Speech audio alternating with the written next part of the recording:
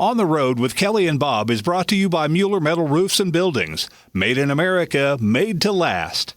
Coming up on this episode... I have a Texan inside of me. I have to be the best at everything. I strive for perfection. I just want you to judge me by the product I produce, whether it's a museum or a confection.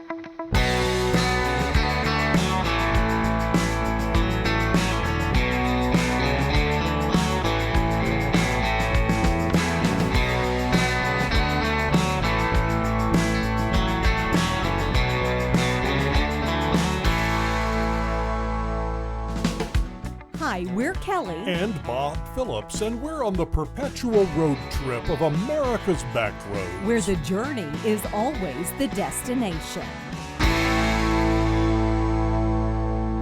Thanks for joining us for this edition of On the Road with Kelly and Bob. This story is one we found in South Bend, Indiana. And Bob, I can tell you are itching to say something, so go for it. Okay, you're right. How did you know? This story happens to remind me of decades ago when I was on a beach in a Caribbean island, and I happened to come across a little shack, and there was a sign. The guy was selling stuff, and above the door it said, "Bananas and haircuts." You've got to be making this up. No, it's true, and this story reminds me of that day. We were driving down Lincoln Way in Indiana when we saw the sign, South Bend Chocolate Company. Once inside, we quickly found Mark Tarner, the owner of this chocolate factory. He was standing by a pit filled with sand and little off-white oblong objects. He was saying something about chicken and eggs, but we had never heard of chocolate chicken, so we asked him about his unusual recipe. Tell me what we have here. These are chickens. Since we all come from eggs, we answer the question, what came first, the chicken or the egg? And that's part of this display, so kids can see eggs incubate right out in front of them. Eggs developed in the ocean way before they did on land, and there's nothing on land according to geological record. A fish or something put its eggs up on the land. The sac hardened around it. Huh? What's this guy talking about? We came in to find out about making chocolate and, well, of course, in hopes of getting a little sample. But he seems intent on educating us on geology or biology or, I don't know, maybe both. And just how does one mix chicken and chocolate? Well, it turns out Mark Tarner is one interesting guy, to say the least. I was born south of here, about an hour in Leesburg, Indiana, population 500. I delivered papers. My dad ran the grocery store. So I'm kind of a small town guy at heart. Lived in Indiana most of my life. Played basketball like any Indiana person would. And went to college, came back, worked for my dad, and started my own company. My dad was a small candy maker, and he had a couple shops. I ran his factory, and like every young man, I knew more than my father. Of course. So, of course. But then it took me 4.5 years to get a paycheck, and he suddenly became very smart. What's the best chocolate you make? What's the best chocolate item? Oh, that's a tough one. For you, not the bestseller. I like simple stuff. I like caramels. I like our caramels and toffee. But we make these pumpkin pretzels. We make sea salt crunch, and it was I think voted the second best sweet salty snack in the country. Your mother makes the best ones because she puts love in it. It's a complicated thing. It's both ingredients and art and freshness, and there's a lot that goes into that. There's no doubt about it. Mark Tarner knows chocolate, and he loves it. South Bend Chocolate Company has risen to become known in industry circles as one of the biggest and best chocolate makers in the country. In fact, lots of small labeled chocolate sellers pay Mark's company to make their chocolate, then put that company's private label on the package. But it's all from Mark's Chocolate Company, a place that has become so popular, well, they now offer tours of the chocolate factory. Come on in. Now, of course, this is our new factory, so as you can imagine, we're still putting pieces together and whatnot. So what you guys are looking at the beginning is our enroving station. So we have a melter, which is that gray container right there. It's really cool because that's what our chocolate goes in at top, and it has a water jacket around it. So this is the difference between this melter and this one. So this water jacket actually tempers the chocolate and also helps the chocolate melt and also keep it at a certain temperature. Here's a mock-up of a cocoa bean, so you can actually feel what the weight would have been of a cocoa bean. The flowers are actually very delicate, and it's really cool because what they'll use is a trough and like a banana leaf, and they'll put these cacao beans into that banana leaf to help with the moisture until it goes to the drying shed. We do everything by hand, and we weigh it out, of course, to see where it falls. And we do 18, 16, 14, 12, 8s, and 4s, sometimes even 2s depending on what it is. And then of course we'll box it, and then it's ready to go out and ship.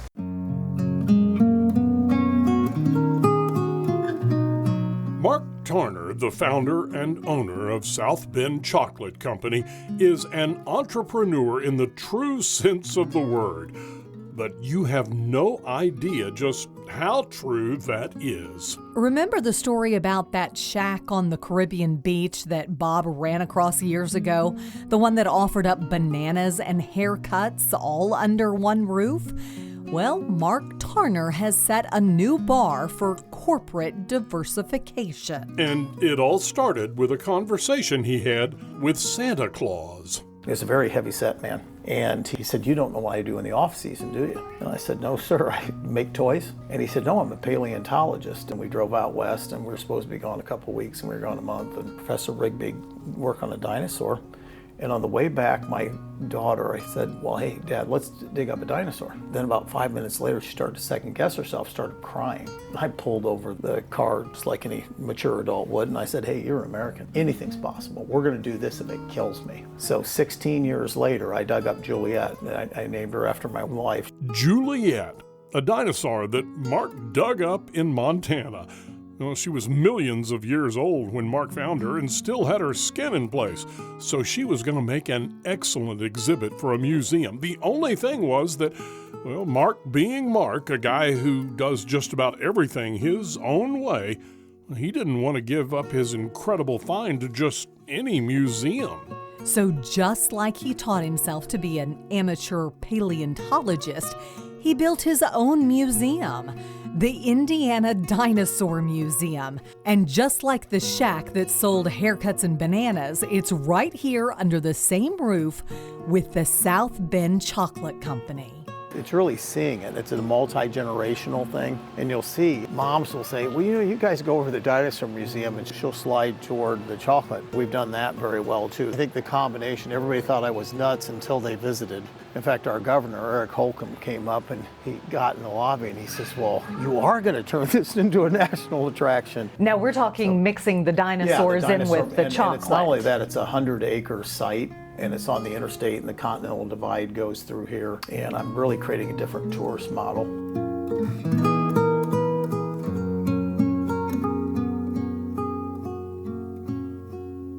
At the combined South Bend Chocolate Company and Indiana Dinosaur Museum, visitors will see not only how chocolate is made and get a look at the first dinosaur Mark brought back from Wyoming, along with lots of others over the years. They will hear the stories about how our world evolved, about the creatures that roamed the planet long before people appeared, and about how humans fit into it all. Mark's personal experiences and scientific beliefs are woven into the stories you will hear. Starting with the chicken and egg question, it all makes for one very entertaining day. And I have a desire to storytell and to communicate. And I think a lot of the museums tend to be built by academics for academics. They tend to talk down to people instead of talk to them. And I think they lose their audience that way.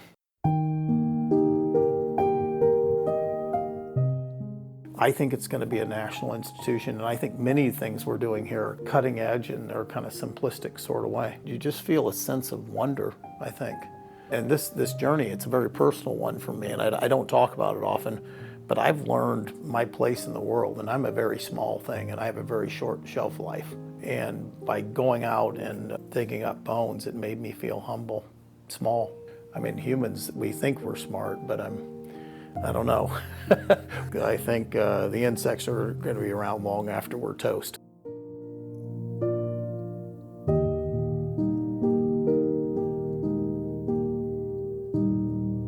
There's so much to discover at the South Bend Chocolate Factory and Dinosaur Museum.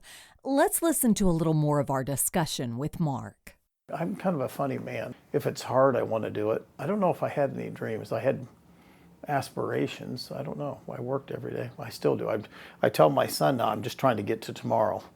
I work every day and I have a plan, but I'm a worker, really hard worker. Why do you think that is? Where did that come from?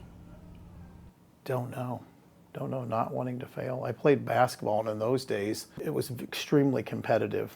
And Bobby Knight was here, and your entire community focused on you, and you were kind of like a little hero, and Indiana still we have basketball stadiums that are 10,000 seats. And when I went to college, I played in front of more people in high school than I did in college. It was a very, very competitive thing, and then you sort of work to represent your community. And I think it's, those times are certainly past. But, I was proud of South Bend, and I'm proud of Indiana, and proud to be an American. So that's kind of where that drive, I guess, comes from. I don't know. And then it became a habit, and I've just never broken it. But how does one just become a paleontologist? She's a dinosaur with skin on her. And it was one of the hardest things I'd ever done. It's hard. Hard to build the relationships. And then when Emily was interested in other things like men and art, and so she wasn't interested in dinosaurs. But when I dug it up, we invited her back, and I called the camp Camp Possible. So that's really what started it. But I fell in love with the West, with the struggle, with the history. I was not very good in science or paid much attention to it, and I realized that there's a story there to be told, and I had to hear that story for myself by doing it. You just kind of glossed over 16 years later, I dug up. Yeah, well, it was a struggle. How does one just go about digging up a dinosaur? I don't know. That made me go back to the first question you asked. I don't need someone to instruct me on how to do something or tell me it needs to be done. I'm kind of a self-starter, and that was in my father. He was a successful and failed businessman every 5 or 6 years. But I just did it, and then I would just ask some of the best paleontologists in the country, say, I'm passionate about this, tell me what you know. And they told me. Like everything else, it comes down to charisma and dealing with people. And the big deal in paleontology is to get the ranchers to trust you. Well, I've gotten to trust and love me. And I also fell in love with every rancher out there as a small businessman.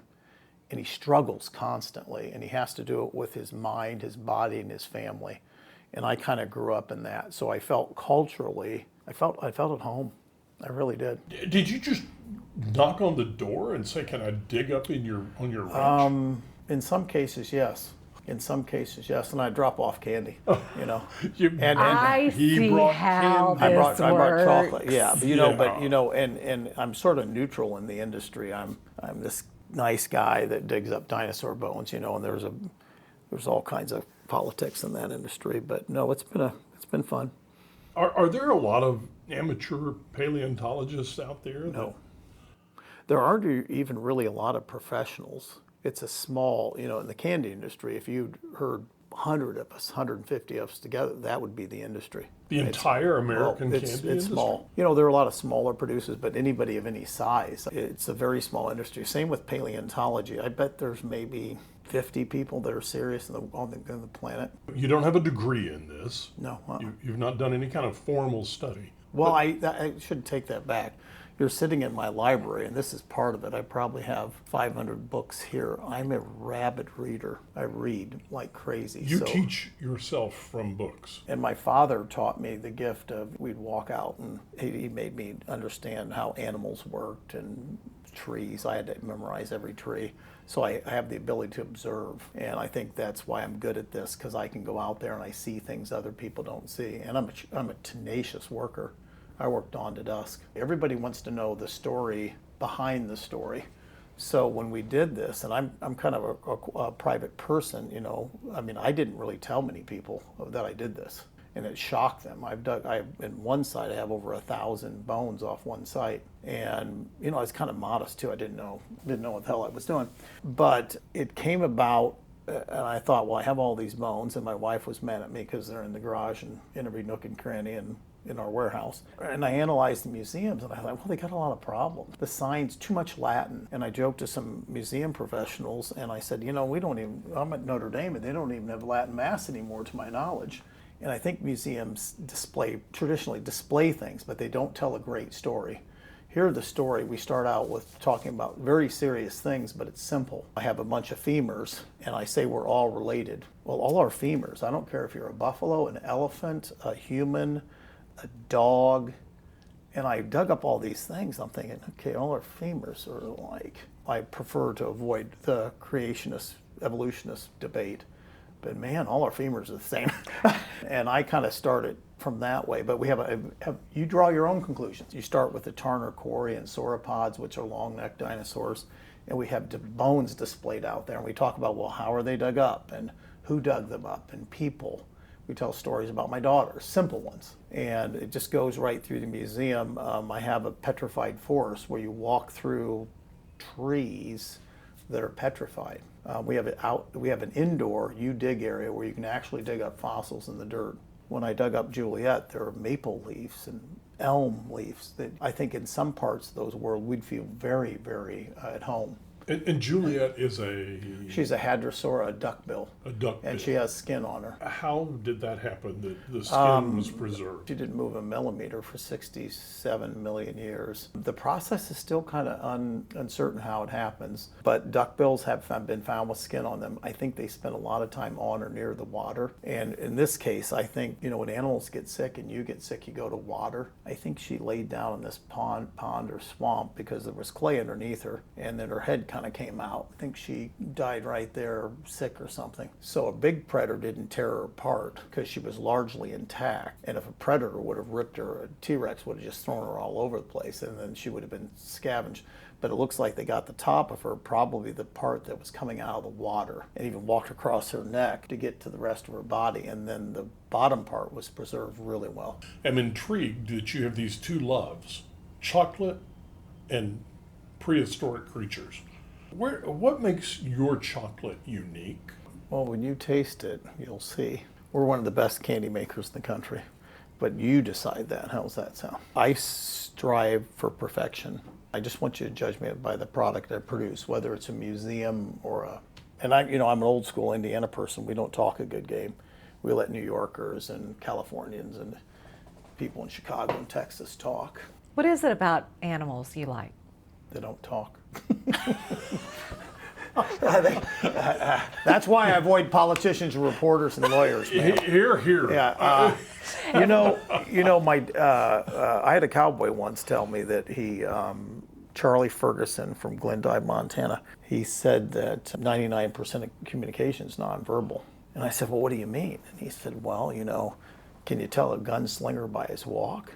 I'm like, yeah, you can tell someone if he spent a lot of time with animals, and I think we talk too much, and we don't use our eyes. And words can be very deceptive, but animals, they don't need hospitals, and they don't need attorneys, and they don't need government, and they aren't obese. They eat what they need, and they communicate just in a different way. Some of them do have societies. Oh, they and do. A culture. They do. For sure. And I'd never, I didn't grow up on a farm or anything, but out west, they have trails. Oh, and, yeah. they need to conserve their energy. So if you want to walk the easiest way, follow a cow path or a deer path, I think I've learned a lot. It's made me a better human, spending time with animals. And when they love you, they love you. When they eat you, they want to eat you. Is it a zoo? Yes. Is it a dinosaur museum? Yes. Is it a park? I have a 100-acre park out here. Yes. And I think people can take from it what they want instead of just getting what we want to give them. It's extremely multi-generational. When I was this little kid in Indiana, or the town, you could see one end from the other. And there's brick streets, maple trees, just like you can imagine in Indiana town. And I always wanted to be an explorer. I thought I'd canoe down the Tippecanoe River and into the Mississippi, and I had all these visions, and one of them I think was to go out west. And 2 years ago I was inducted to the Explorers Club, and it's a famous club based in New York City. We have our own clubhouse. Jeff Bezos is a member, and I think I've realized my dream, but it's sort of a childish one. And maybe that's part of that kid's still in me. I'm 63 years old, but I want to still play. I want to dig in the dirt. I did this at 63. Probably shouldn't have done that, but it's sort of in me. I'm going to do it till the day I die. It's who I am. Now keep in mind, this place is interactive for kids and adults alike. Get this, you can satisfy your sweet tooth and dig for fossils all in one place. We highly encourage you to take a trip to the South Bend Chocolate Factory and Dinosaur Museum and see what Mark has to offer. As always, thanks for joining us for this edition of On the Road with Kelly and Bob. And don't forget, you can listen to the podcast anywhere you get your podcast, or download that free Odyssey app and listen anytime, anywhere.